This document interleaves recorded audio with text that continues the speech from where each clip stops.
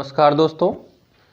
आज का हमारा जो टॉपिक है वो है ऊर्जा की अवधारणा। पिछली वीडियो में हमने पढ़ा था कार्य के बारे में। कार्य किसे कहते हैं, कार्य को कैसे मापा जाता है, इन सभी के बारे में हमें जितनी चर्चा करनी थी थोड़ी बहुत वो हो चुकी है। बाकी जो चर्चा करनी होगी वो आगे हम करेंगे, लेकिन जैसा कि आपका लेसन है कार्य, ऊर्जा एवं सामर्थ्य, तो उस लेसन के हिसाब से कार्य हम पढ़ चुके हैं। अब बारी है ऊर्जा की। देखो, ऊर्जा की अगर हम परिभाषा दें तो बहुत ही आसान सी परिभाषा होती है। आप कह सकते हैं कि किसी वस्तु के कार्य करने की जो क्षमता होती है उसी को ऊर्जा कहते हैं। किसी वस्तु के कार्य करने की जो क्षमता होती है उसी को ही हम क्या कहते हैं, ऊर्जा कहते हैं। अब आपको इसके मात्रक की ज़रूरत पड़ेगी, लेकिन आपको थोड़ा सा और एक्सप्लेन करते हैं कि कार्य करने की क्षमता को यदि ऊर्जा कहते हैं तो आपको बता दें वे सभी वस्तुओं में ऊर्जा होती है जो कार्य कर सकती हैं। उदाहरण के तौर पर यदि आप अपने हाथ से पत्थर लेकर के फेंकते हो और वो किसी कांच में जाके टकराता है तो पत्थर ने भी कार्य किया, क्योंकि पत्थर जब कांच से टकराता है तो पत्थर को तोड़ देता है, यानी कि कार्य कर देता है। बैट से आपने बॉल को पीटा तो बैट से टकराकर बॉल गई, आपने कार्य किया, आपने बैट को घुमाने में कार्य किया, लेकिन बैट ने भी कार्य किया बॉल को फेंकने में। ऐसे ढेर सारे उदाहरण हम देख सकते हैं अपने दैनिक जीवन में कि जैसे बंदूक से निकली हुई गोली, बंदूक को तो हमने चलाया, कार्य हमने बंदूक पे किया, बंदूक ने गोली पे किया, गोली ने मनुष्य पे किया या किसी और पे किया। तो वे सभी चीज़ें जो कार्य कर सकती हैं उन सभी में ऊर्जा होती है। अर्थात बंदूक की गोली में भी ऊर्जा थी और आपके फेंके गए पत्थर में भी ऊर्जा थी। क्या बोलते हैं, गेंद टकराने के बाद जब चली तो उसमें भी क्या थी, ऊर्जा थी। और ये सभी कार्य कर रही हैं।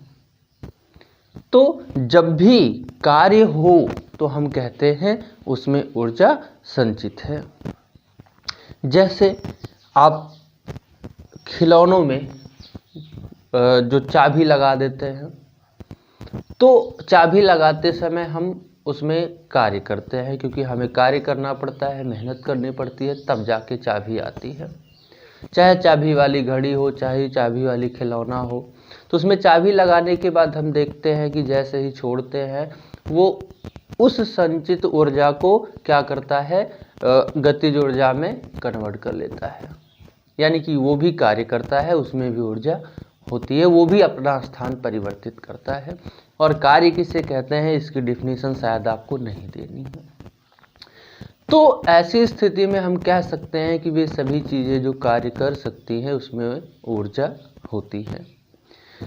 रियल में होता कुछ यूँ है कि जो हम कार्य करते हैं वो कार्य ही ऊर्जा के रूप में ट्रांसफ़र होता है। जैसे बॉल को फेंकते समय आप जितना अधिक कार्य करोगे, बॉल को फेंकते समय जितना अधिक आप कार्य करेंगे उतनी अधिक ऊर्जा बॉल के अंदर समाहित होगी, उतना तेजी से वो कार्य करने की क्षमता उसमें उत्पन्न होगी। और कार्य करने की क्षमता को ही हम क्या कहते हैं, ऊर्जा कहते हैं। किसी वस्तु में कार्य करने की क्षमता को ऊर्जा कहते हैं। और उसमें ऊर्जा वो आती कहाँ से है?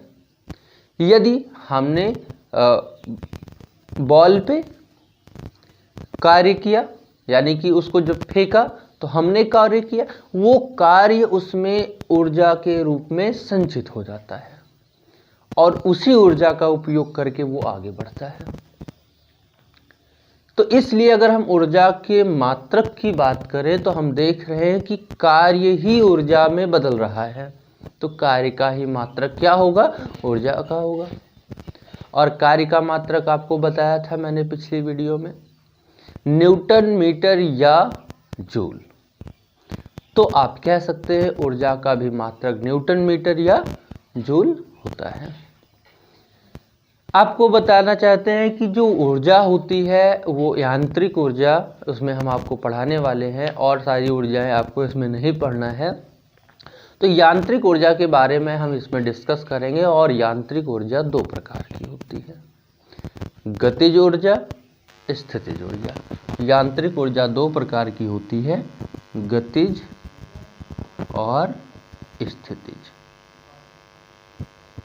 ठीक, जब किसी वस्तु में, पहले ही गतिज की परिभाषा देख लेते हैं। जब किसी वस्तु में गति के कारण, उसके गति के कारण कार्य करने की क्षमता उत्पन्न हो तो उसे हम गतिज ऊर्जा कहते हैं।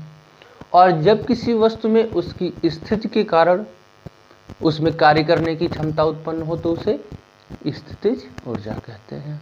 अब हम गतिज ऊर्जा को और स्थितिज ऊर्जा को कैसे मापते हैं देखेंगे अगली वीडियो में।